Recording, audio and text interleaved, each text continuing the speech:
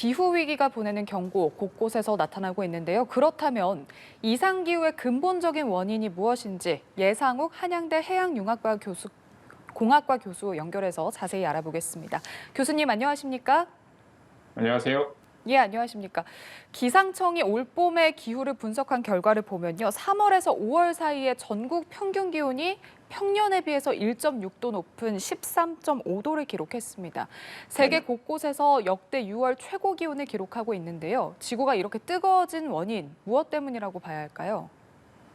뭐 여러 가지 이유가 있을 수 있는데요. 가장 근본적인 이유는 앞에서 말씀하셨던 것처럼 대기 중 이산화탄소 농도가 계속 증가하고 있기 때문에 그렇고, 예. 또 하나는 지금 해양이 지금 지역적으로도 지금 해수면 온도가 지속적으로 증가를 하고 있고, 또 북극과 남극의 빙하가 어떤 그 해들보다도 지금 많이 녹아 있는 상태여서, 그렇게 예. 되면 그 태양의 복사 에너지를 많이 흡수하기 때문에 그런 요인들이 다 합쳐져서 아마 지금 지구 곳곳에 또 지구 평균 기온 자체가 높지 않나 이렇게 생각을 하고 있습니다. 예.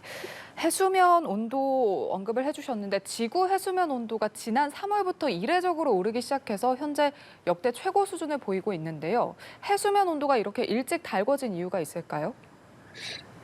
글쎄요, 뭐 일찍 달궈졌다기보다는 예. 해수면 온도가 지금 대기 중에 이산화탄소 농도가 지속적으로 증가함과 비슷한 그런 어떤 경향성을 보이면서 계속 증가하고 있는 추세 가운데 있거든요. 예. 그런 추세 경향성과 함께 뭐 엘니뇨 현상이라든지 아니면 현재 북대서양 온도와 북태평양 지역의 해수면 온도가 굉장히 높거든요.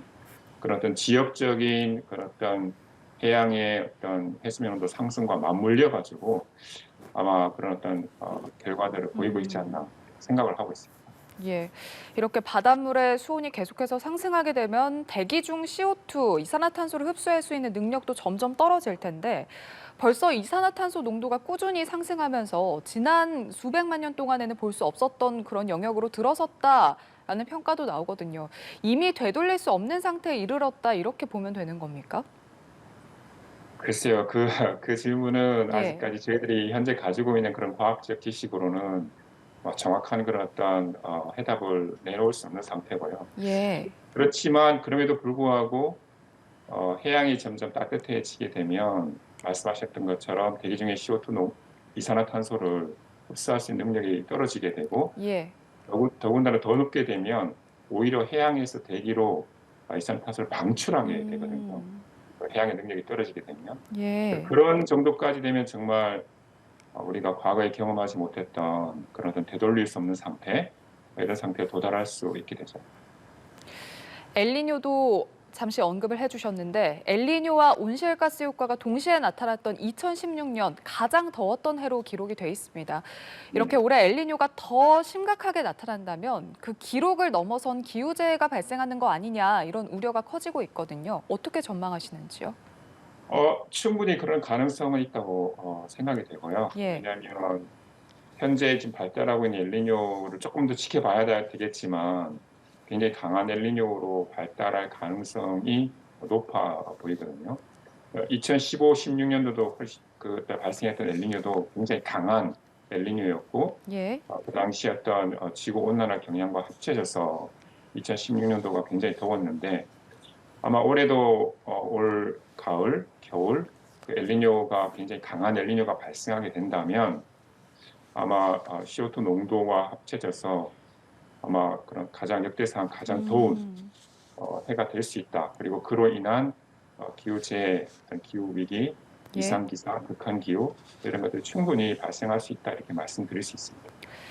남극 대륙의 해빙 속도도 빠르고 또 뿐만 아니라 히말라야 산맥 일대 빙하도 빠른 속도로 소실되고 있다. 이런 연구 결과가 나왔거든요.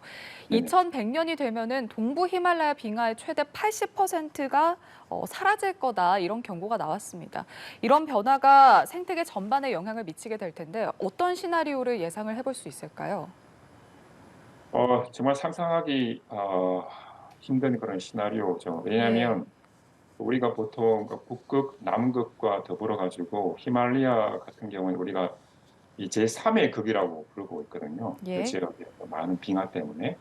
근데 그런 빙하가 80%까지 녹는다. 그랬을 때에는 그 빙하 주변에 히말라야 주변에 있는 여러 나라들의 어떤 식수, 물 순환에 직접적인 영향을 미치게 되고 일단 거기에 빙하가 사라지게 되면 그 지역의 지면 온도가 굉장히 빠르게 상승할 가능성이 높거든요. 예. 그로 인해 가지고 전 지구의 어떤 대기 순환이 어떤 구조가 달라지게 되고 그 결과로 인한 어떤 이상 기상, 기후, 극한 기상 이런 것들이 연이어 발생할 수 있기 때문에 80% 정도 감소한다는 것은 정말 상상하기 힘든 예. 시나리오죠. 마지막으로 1.5라는 숫자인데 앞서도 이제 그 얘기를 했지만 6월 중에 1.5도 이내 상승 제한폭을 넘어선 날이 11일이나 지속이 됐습니다. 일시적으로 1.5도 상승폭을 넘은 거지만 훨씬 오랜 기간 계속될 가능성이 커졌다. 이런 경고등이 켜졌다. 이런 신호를 읽히거든요. 어떻게 보시는지요? 네, 앞에서 말씀하셨던 것처럼 예. 아마도 수년 내에 아마 1.5도를 넘었을 거라는 것은 거의 많은 기후과학자들이 동의를 하고 있고요. 솔직히 1.5도라는 그 값도 물론 중요하지만 어떻게 보면 지역적인 어떤 값이 더 중요하거든요. 그러니까 예. 전 지구 평균 온도가 1.5도 올랐다고 했을 때에 우리가 살고 있는 동아시아 지역은 1.5도보다 훨씬 더 높게 상승할 수 있고 그로 인한 어떤 결과들을 우리가 납득할 수 있기 때문에 전 지구 평균 1.5도보다도 우리가 조금 더 지켜봐야 될 건 뭐냐면 지역적인 예. 평균 온도가 과연 산업화 이전보다도 몇 도나 더 올라갔나.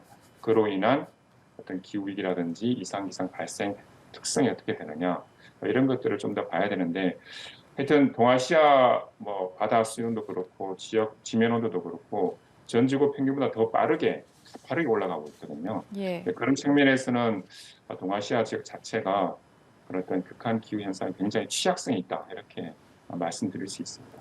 알겠습니다. 기후 위기가 보내는 경고, 예상욱 한양대 해양융합공학과 교수 연결해서 자세한 이야기 들어봤습니다.